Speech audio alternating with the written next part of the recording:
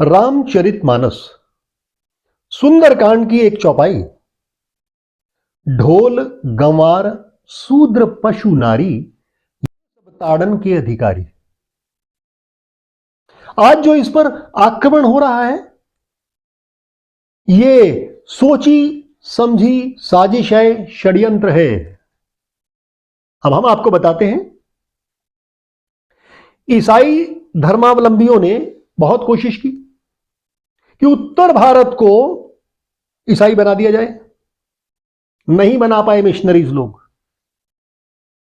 जबकि उनका यह षड्यंत्र बाकी जगह पे भारतवर्ष में कामयाब हो गया। उत्तर भारत के लोग जुड़े हुए हैं। किससे जुड़े हुए हैं? हमें रामचरितमानस सिखाता क्या है? भाई भाई का प्रेम, दुष्टों का दलन, मर्यादा की रक्षा, सुशासन की नीति। रामचरितमानस तो जीने की कला है, घर घर में मानस के अंदर रचा हुआ।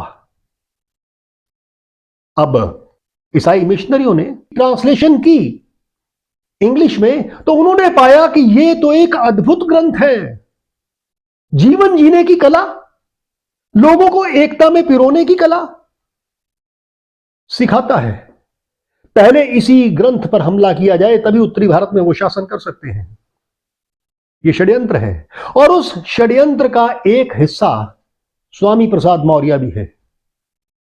लिखा है ना, ताड़न के अधिकारी। तो ऐसे अधम लोग, ऐसे नीच प्रवृत्ति के लोग, असुर, असुर माने जो सुर में नहीं है, राक्षसी प्रवृत्ति के लोग, नीच प्रवृत्ति के लोग, वो भी ताड़ना के अधिकारी हैं। अब ताड़ना शब्द नारी के साथ जोड़ दिया। अरे नारी तो मोहपाश के लिए लिखा है, शिव पुराण पढ़ के देखो। नारी शब्द मोहपाश के लिए आया है। नारी के कई अर्थ हो सकते हैं, जैसे कनक। कनक के 3 अर्थ हैं। कनक को गेहूं भी कहते हैं, कनक को स्वर्ण यानी सोना भी कहते हैं, और कनक को धतूरा भी कहते हैं। अब उसका अर्थ कोई अगर सीधा ले ले, कनक, धतूरा नशे की चीज, गेहूं की जगह नशे की चीज ले ले, तो उसे मूर्ख नहीं कहेंगे तो क्या कहेंगे? लोग हमसे कहते हैं कि आप क्यों नहीं स्वामी प्रसाद मौर्य जैसे लोगों को जवाब देते हैं। मैं आपको एक छोटी सी बात बताता हूं कि एक बार एक हाथी और गधे के बीच में बहस हो गई। हाथी ने कहा घास हरी होती है, गधा बोला नहीं, नीली होती है। झगड़ा बढ़ा, जंगल के राजा शेर के पास पहुंचे। मुकदमा सुना उसने। शेर ने कहा कि हाथी को 10 कोड़े लगाए जाएं, और गधे को बोला तुम जाओ। गधा वहां से चला गया। हाथी ने कहा महाराज आपने मुझे कोड़े लगवा दिए, जबकि घास तो हरी होती है ना। शेर बोला हां घास तो हरी होती है, लेकिन तुम तो हाथी हो, समझदार हो, तुम बहस किसके साथ कर रहे थे? एक गधे के साथ? शर्म आनी चाहिए तुम्हें, इसीलिए तुम्हें कोड़े दे। यानी वो ताड़ना, ताड़ना दी गई उसे। ताड़ना के कई अर्थ होते हैं, जैसे रामचरितमानस में भी कई अर्थ दिए हैं। शिक्षा, किसी को शिक्षा देना, वो भी ताड़ना। मराठी में अगर आप देखेंगे तो शिक्षा देना उसे ताड़ना कहते हैं। दंड देने को भी ताड़ना कहते हैं, डांटने को भी ताड़ना कहते हैं। भविष्य पुराण में दिया है कि शिष्य जब पढ़ता नहीं है तो गुरु से ताड़ित करता है। मां बाप का अगर कहना बच्चे नहीं मानते हैं तो मां बाप उसे ताड़ना देते हैं। भविष्य पुराण की बातें हैं।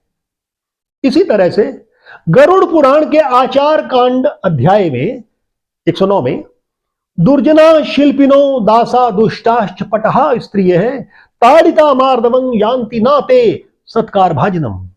दुष्टों के लिए लिखा है दुर्जन शिल्पी, दुष्ट स्त्री, ताड़िता, उनको ताड़ना दो, उनको दंड भी दे सकते हो, वो उसकी स्थिति पर है। मार्दवं यान्ति नाते सत्कार भाज, उनको मारना भी पड़े तो मारो। सत्कार भाजनम, क्योंकि वो सत्कार करने के योग्य नहीं है।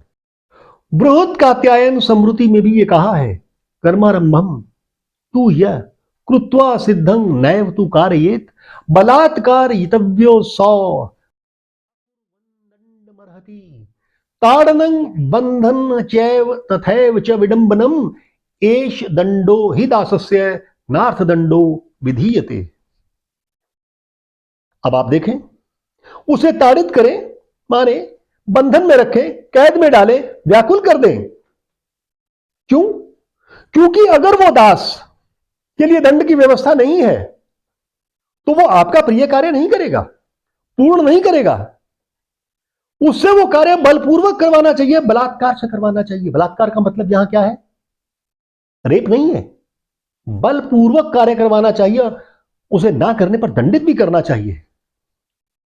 और देखिए, वृहद विष्णु समृति अध्याय में 71वें अध्याय में शास्यम शासनार्थं ताड़येत, यानी किसी को भी अगर शासन करना है तो उसको शासन के लिए ताड़ना करनी ही पड़ेगी। अब कुछ मूर्खों ने ताड़ना का अर्थ गलत ले लिया, नारी का अर्थ गलत ले लिया। अब आने वाले कल को कोई भी सस्ती लोकप्रियता पाने के लिए इस तरह के लोग क्या कर सकते हैं? रुद्र अवतार यानी भगवान शिव के अवतार हनुमान जी को कहेंगे, रामचरितमानस में उन्होंने राम की सेवा की, यानी सेवक बने। तो इसका मतलब सेवक का अर्थ कहीं कहीं शूद्र लिखा है, शूद्र को सेवा करनी चाहिए, तो वो इसे शूद्रता की श्रेणी में ले आएंगे, यानी हनुमान जी को भी शूद्र बना देंगे ये लोग। ऐसे लोगों पर विश्वास नहीं करना, ये बहुत बड़ी साजिश है। जनमानस में एक विश्वास जगाया है कि राम का नाम अपने भक्तों को दुखों से पार ले जाता है। इसीलिए तो प्रभु राम के चरित्र को उन्होंने जिस प्रकार प्रस्तुत किया है वो ऐसे लोगों को रास नहीं आता। मर्यादा की रक्षा के लिए, दुष्ट का आचरण सुधारने के लिए, धर्म के लिए ये चीजें नितांत आवश्यक हैं। इस चौपाई में सामान्य और सरल शासन धर्म का उपदेश है। समुद्र क्षमा मांग रहा है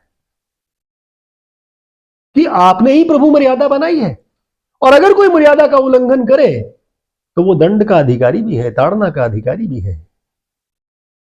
अब ढोल, आप ढोल को बजाते हैं, अगर ढोल को यूं ही बजाते रहे, पीटते रहे तो क्या अच्छा लगेगा? ढोल की थाप पे लोग नाचते भी हैं, तो क्या नाच पाएंगे? नहीं। ढोल गंवार, गंवार क्या है? हमारा अहंकार है, हमारा क्रोध है। उस क्रोध पर भी विजय पानी है, और अगर कोई व्यक्ति क्रोध में आकर कोई गलत कार्य करता है तो वो भी ताड़ना का अधिकारी है। पशु, पशु को जब तक आप ताड़ना नहीं देते, पशु सीधा नहीं चलता है। सभी पशु, क्योंकि पशु के पास बुद्धि बहुत कम होती है, तो उसको भी ताड़ना का अधिकारी माना जाता है। और नारी के बारे में तो हमने आपसे पहले ही कह दिया है कि नारी का अर्थ यहां पर मोहपाश है, नारी का मतलब स्त्री नहीं है। तो जहां पर स्त्रियों की पूजा होती है, क्या तुलसीदास जी इतने मूर्ख थे कि वो एक ही चौपाई इस तरह की लिखते हैं? मेरे एक मित्र शशांक वाकणकर ने कुछ लिखकर भेजा है।